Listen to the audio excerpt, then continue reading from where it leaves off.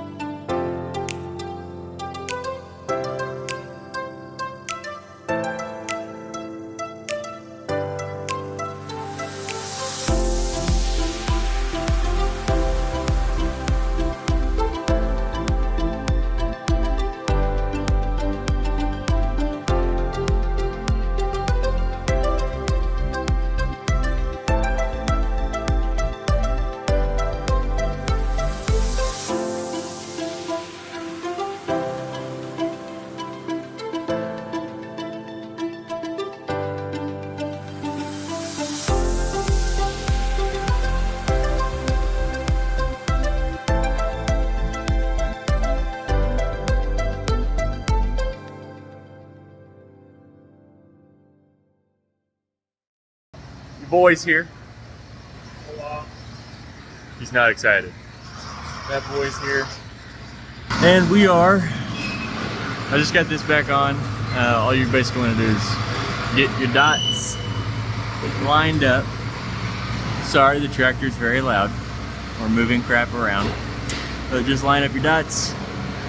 Get these tight. I think, is there a torque for these? What? Is there a torque spec for these, or you just? Yeah, there is.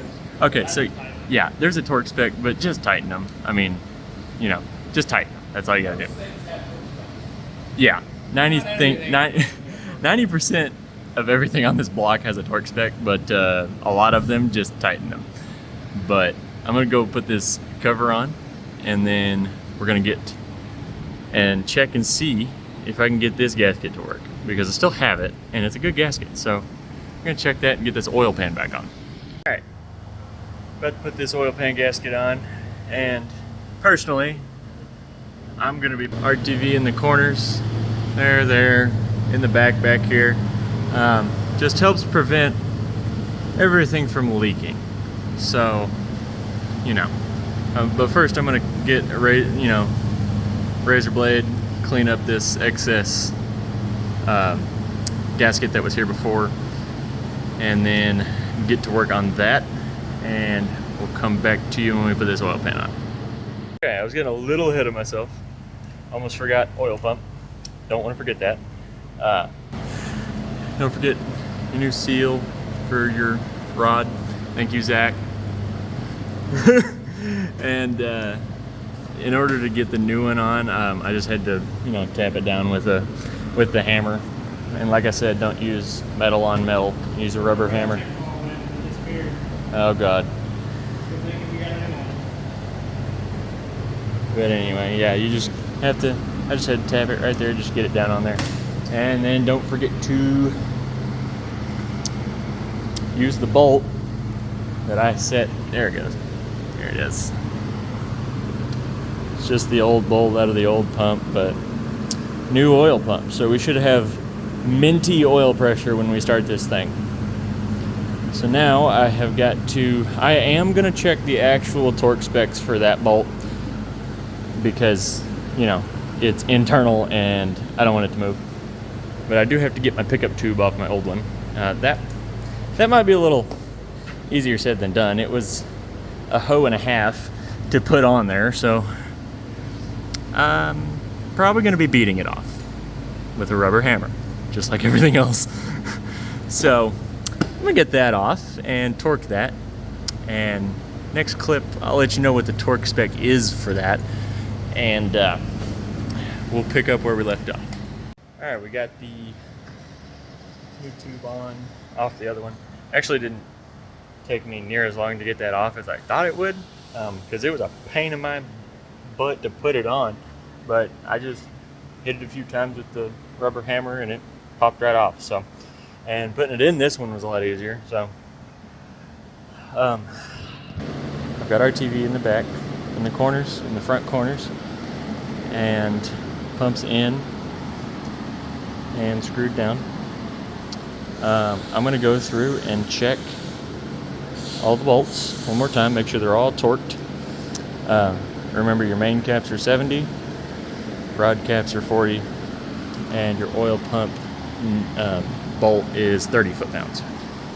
So just go through and double check, make sure, because once this oil pan goes on, and gets put in the blazer, you're not going to want to pull it back out. It's going to cause failure if you don't have these tight. So just double check everything. So I'm going to do that, and then oil pan, flip it over, head gaskets, heads. Well, no, we have to do valve cover, or valve seals. There you go. So valve seals, and then we'll, start putting everything on the motor. And we'll catch up with you when we start doing valve seals. Okay, AJ's working on the last bolt. Being a pain, like I said before, the only complaint I have with this oil pan is not every hole lines up like it should. But I did to work with that Felpro rubber gasket. It is a lot easier to put it on when you have it upside down on a stand. So it's just this one corner bolt that's being a pain. Believe once we get that on, then we'll flip it over, clean up the head surfaces. Oh yeah, we still have to do valve seals. So yeah, valve seals will be next as soon as this bolt goes in. And it's just the ever so slightly off. Carburetor's about done. Is it? So, Yeah, we've got this nice rebuilt carburetor, courtesy of Guido. Nice shiny crud on this big hunk of garbage sitting behind you. it's not gonna be dirty once it's done. Yeah, it won't be dirty. It'll all match. Yeah, it'll all be nice and dirty. After Everything's probably in the one, future. yeah, after one trip down the dirt road after it rains, it'll be dirty. Because, you know, my tires fling a little bit of mud. So, anyway. Catch up when we start doing valve seals. That'll be fun. Haven't done that one before, so that'll be interesting. So, we got one head done with the valves.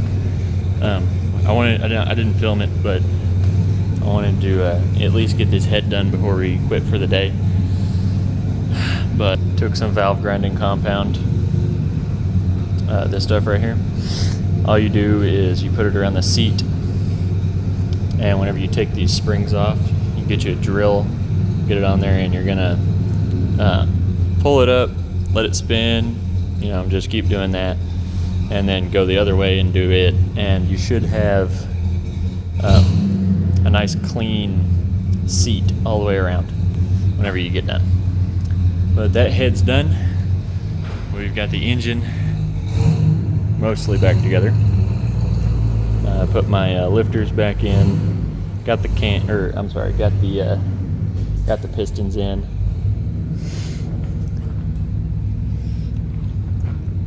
So it's looking pretty good. This block is going to get painted black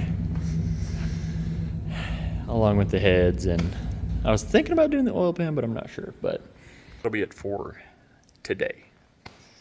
We'll see you in the next episode.